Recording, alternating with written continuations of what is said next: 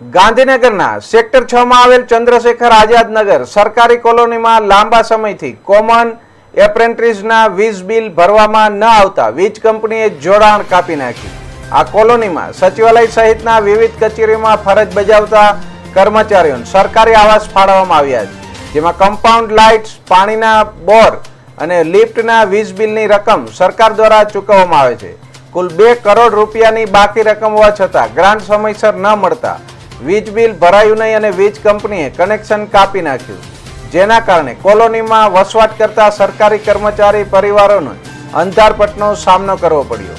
lift બંધ થઈ ગઈ અને ઓવરહેડ ટેન્કમાં